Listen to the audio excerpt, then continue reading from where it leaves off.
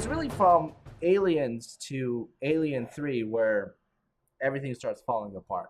God, I can fill up 3 episodes trying to dissect how Alien 3 went wrong. But really, when it comes down to it, I mean, in the first 2 films, you had Ridley Scott and James Cameron helming the films. Okay, well, you're going to sit back and say, okay, well, these are 2 great directors. But you have to consider at the time, they weren't very well known. These were amongst their first films.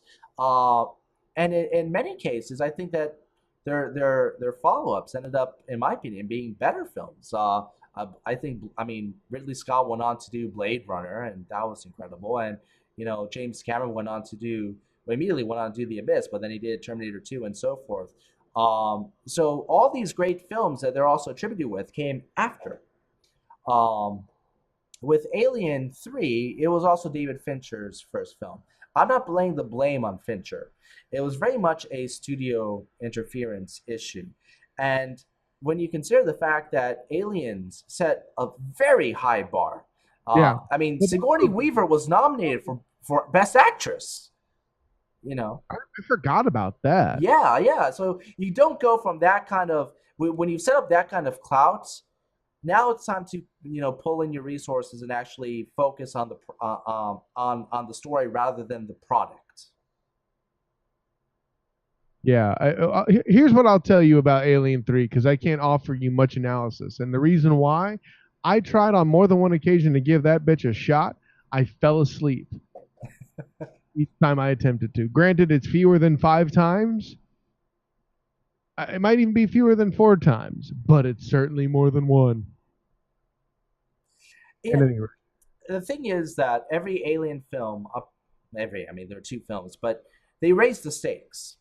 The next natural step from Aliens would have been either going to their home world, which Prometheus and its follow-up suggests that that's kind of where they're going, although in a different kind of path than expected, Right.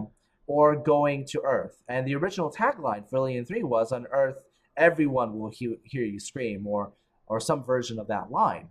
So that was a natural progression. Okay, now we're raising the threat level, but instead they took a step back. They ended up on a prison planet. They kill Michael Biehn and Newt off. Aliens, if there's one great thing about it, was that they created this kind of like small kind of family unit between Ripley, Michael Biehn, and the surrogate daughter Newt.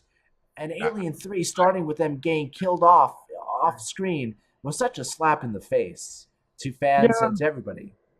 I mean, from your perspective, I see you're coming through, but the Newt character, I thought she was ridiculous, dude. I'm sorry. I, I don't know. I mean, I know why they did it. I know what they were going for. God, it just didn't speak to me.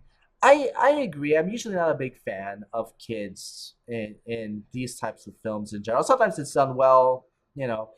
Um, I don't think I'd enjoy Temple of Doom as much if it wasn't for a short round. I mean, let's be. Oh, don't you dare compare Newt to Short Round, you son of a. I'm That is. saying one is better, so hence there a comparison needs to be made.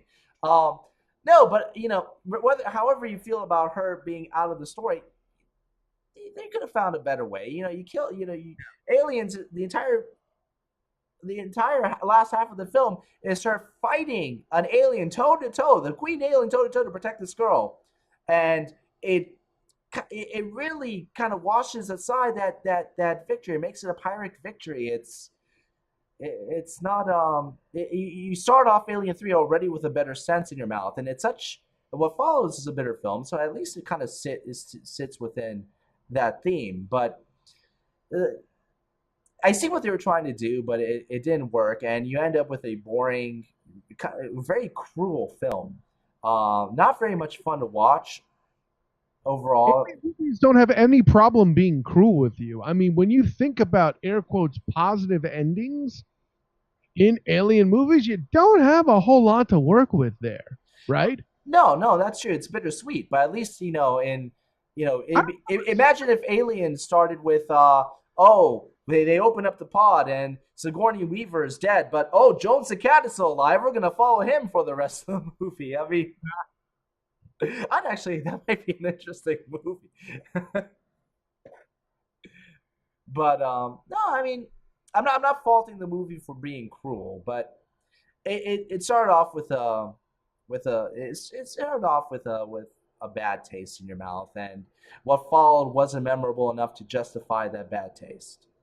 Right. As much as I like Charles S. Dutton, Alien 3, not so much.